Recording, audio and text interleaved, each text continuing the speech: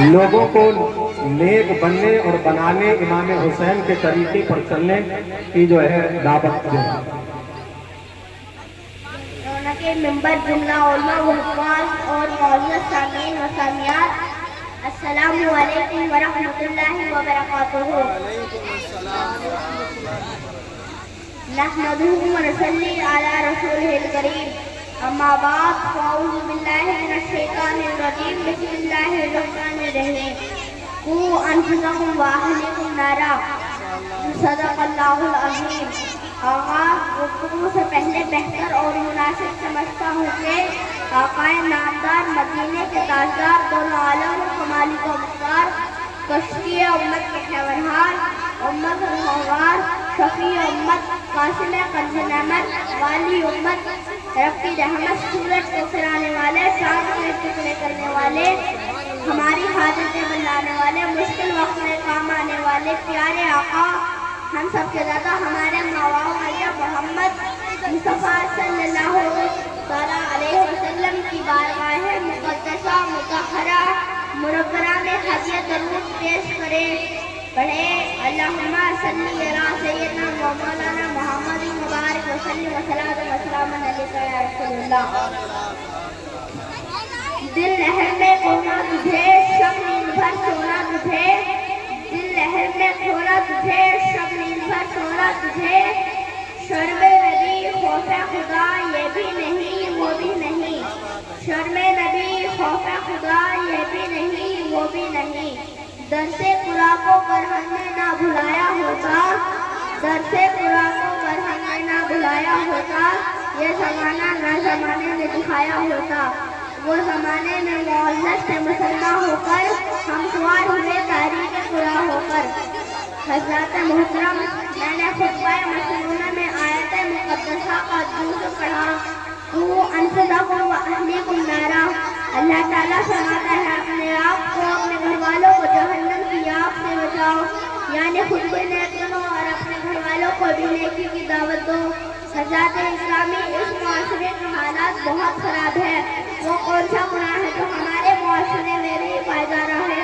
زنا، چوری، شراب، نوشی، سٹے بازی، دغا بازی، جھوٹ، فریب، مکاری، چغلی، حسد، کینہ، بغض، اللہ کی نافرمانی جیسے نماز ہم نہیں پڑھتے، روزہ ہم نہیں رکھتے، قرآن کی تلاوت سے ہم دور، والدین کی فرمانبرداری سے ہم دور، اور نہ جانے کون کون سا گناہوں میں ملوث ہے۔ جو مسلمان ان خرابیوں کا شکار ہو رہا ہے، ان کے بارے میں قرآن فرماتا ہے وَقُودُهَا النَّاسُ وَالْحِجَارَةُ، انسان اور پتھر اس کا ایندھن ہے، یعنی انسان اور پتھر جہنم کی آگ بھڑکانے میں ڈالے جائیں گے، یعنی انہیں میں ہم اور ہمارے ہیں جن کی اصلاح ہمارا دینی فریضہ ہے۔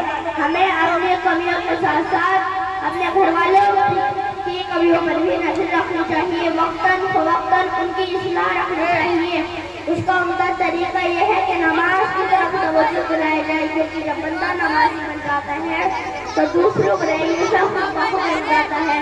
اللہ رب العزت فرماتا ہے إِنَّ الصَّلَاةَ تَنْهَىٰ عَنِ الْفَحْشَاءِ وَالْمُنکَرِ وَالْبَغْضِ، بے شک نماز روکتی ہے بے حیائی اور بری باتوں سے۔ ذات آقا کریم صلی اللہ علیہ وسلم کی پیغام کو عام کیا ہے۔ آپ نے پوچھا اے اہل مکہ، تمہیں مجھے کیسا پایا؟ تو اہل مکہ نے کہا ہم نے آپ کو صادق و امین پایا۔ تو آقا نے ارشاد فرمایا بے شک اللہ ایک ہے اور میں محمد اللہ کا رسول ہوں۔ معلوم ہوا رسول اکرم صلی اللہ علیہ وسلم لوگوں کو راہ راست بنانے کے لیے دین کی دعوت دی ہے۔ پھر صحابہ کرام نے دعوت دین کے لیے بڑی مشقتیں اٹھائی، بڑے لمبے لمبے سفر کیے ہیں، نہ اپنی پرواہ کی، نہ اپنے گھر والوں کی پرواہ کی، نہ جائیداد کی پرواہ کی۔ بس ایک ہی مقصد تھا، لوگوں کو اندھیرے سے نکال کر اجالے میں بس انہی سنتوں پر عمل کرتے ہوئے ہمیں بھی اور آس پاس بھٹکے ہوئے لوگوں کو دین کے راستے پر لانے کی کوشش کرنا چاہیے۔ محترم حضرات، مارکہ کربلا جس میں امام حسین رضی اللہ تعالیٰ عنہ نے اپنا سب کچھ قربان کر دیا، یہ اسی لیے ہوا کہ شریعت میں طبیعت اللہ شامل ہونے پائی، یعنی یزید امام حسین رضی اللہ تعالیٰ عنہ شریعت میں اپنی من مرضی کرنا چاہتا تھا، لیکن امام حسین رضی اللہ تعالیٰ عنہ نے فرمایا جب تک میں زندہ ہوں ایسا نہیں ہونے دوں گا، تو کائنات میں دیکھا اور سنا کہ یزید امام حسین رضی اللہ تعالیٰ عنہ اور اہل بیت اطہار اور محبان امام حسین پر پانی بند کیا، لشکر کی تعداد سے کربلا کی سرزمین کو لال کر دیا، اور زمانے کو یہ پیغام دیتے رہے شریعت میں طبیعت نہ مجھے قبول ہے، نہ میرے نانا کو قبول ہے، نہ میرے پروردگار کو، بلکہ اپنی گردن کٹانا منظور ہے، لیکن شریعت میں طبیعت منظور نہیں ہے۔ امت مسلمہ کے لوگوں اور امام حسین کے چاہنے والوں، ایسا نہ کرو کہ من میں آئے نماز پڑھ لی، من میں آیا روزہ رکھ لیا، طبیعت میں چاہا قرآن پڑھ لیا، مرضی میں چاہا دیگر نیک احکام کر لیا، بلکہ پکے حسینی بنو، نماز چھوٹے نہ روزہ چھوٹے نہ دیگر احکام شریعت کی نماز ہو تو ایسی کیسے بھی درد اعلام آ جائے، کیسے بھی پریشانی ہو، پر نماز نہ چھوٹے۔ یہی پیغام امام حسین رضی اللہ تعالیٰ عنہ نے تلواروں کے سائے میں نماز پڑھ کر دیا تھا۔ اللہ تعالیٰ سے دعا ہے کہ مجھے بھی اور سب کو پکے سچے امام حسین کے نقش قدم پر چلنے والا بنائے، آمین یا رب العالمین۔ کلمہ طیبہ پڑھے، لا الہ الا اللہ محمد رسول اللہ۔ السلام علیکم ورحمۃ اللہ وبرکاتہ۔ یا رسول اللہ زندہ باد۔ ماشاءاللہ آپ حضرات نے دیکھا کہ اس چھوٹے سے بچے کی محنتیں اور مشقتیں برداشت کر کے جو اس نے آپ حضرات تک اپنی زبانی پیغام پہنچایا ہے، یہ